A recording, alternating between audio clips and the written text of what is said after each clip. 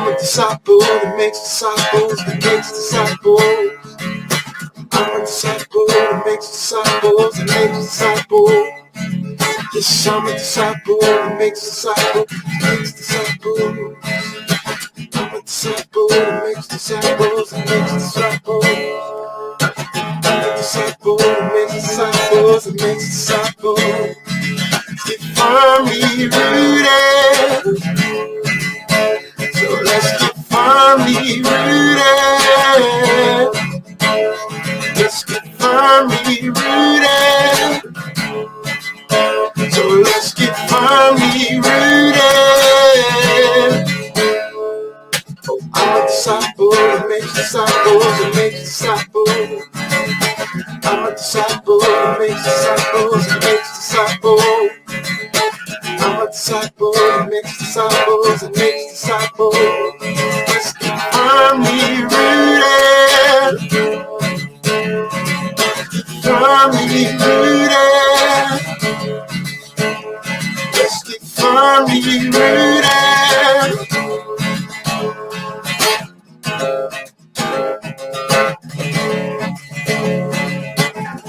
Yeshua, Yeshua, Yeshua, Yeshua, Yeshua, Yeshua. I'm a disciple that makes disciples, that makes disciples. We're disciples that make disciples, that make disciples. We are disciples that make disciples, that make disciples. We are disciples that make disciples, that make disciples. Let's get firmly rooted. Firmly rooted.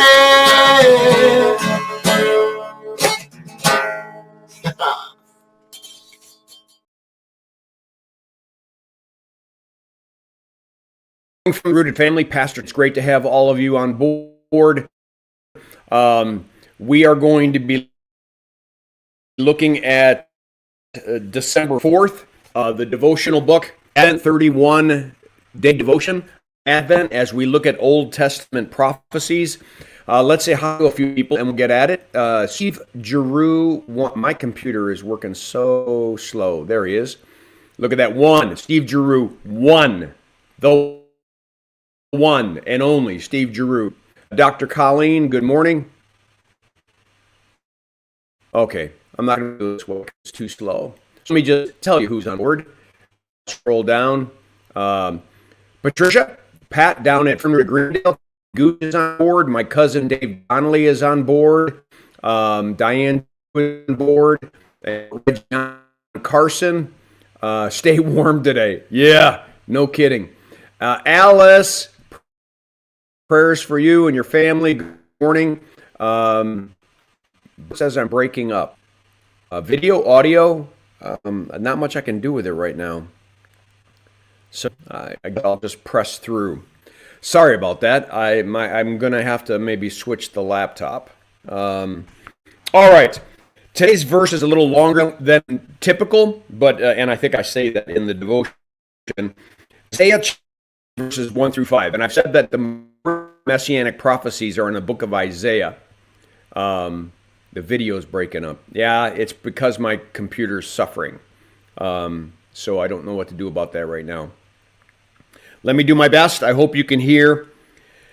A shoot will come up from the stump of Jesse. From his roots a branch will bear fruit. The Spirit of the Lord will rest on him, the Spirit of wisdom and of understanding, the Spirit of counsel and of power, the Spirit of knowledge and of the fear of the Lord. And he will delight in the fear of the Lord. He will not judge by what he sees with his eyes, or decide by what he hears with his ears. But with righteousness he will judge the needy. With justice he will give decisions for the poor on the earth. He will strike the earth with the rod of his mouth. With the breath of his lips he will slay the wicked. Righteousness will be his belt, and faithfulness the sash around his waist. This is certainly more verses than I normally use for a devotion, but it is important to see them all together to see how specific they are about Jesus' ministry. The reference to a shoot coming from the stump of Jesse, King David's father, is a declaration that the Messiah would be a king from the line of David.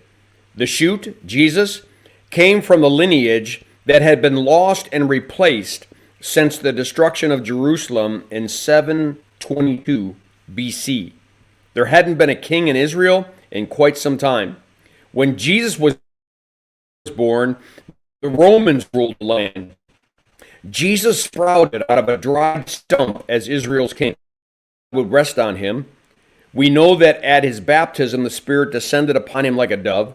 We know that he read the scroll of Isaiah 61, "The Spirit of the Lord God is upon me," in the synagogue and declared in fulfilling in that hearing.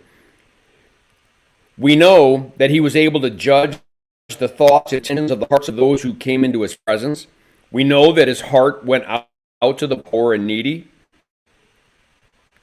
He was ridiculed for hanging out with tax collectors and sinners. His response was that only the sick know that they need a physician.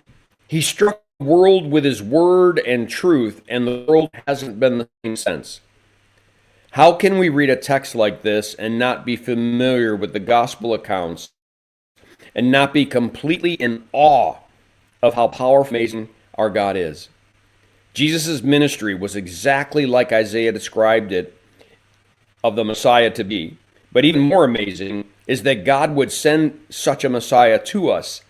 We are selfish, sinful people. We do not deserve his grace and providence, but get it anyways, because he is always true to himself. His Spirit-empowered word has breathed new life into our souls. He has given us the gift of his righteousness. As I sit back and think about these messianic prophecies, I think about a divine plan or an intricate design. God put it all together and weaved it into history just like he wanted it to happen. How about your life and my life? Are we certain there is a plan and a design? Are we living confidently with the Lord that has this all figured out? Are we worried and stressed about what might be next? Stop and think about the prophecies. It's he certainly brings direction to our daily life.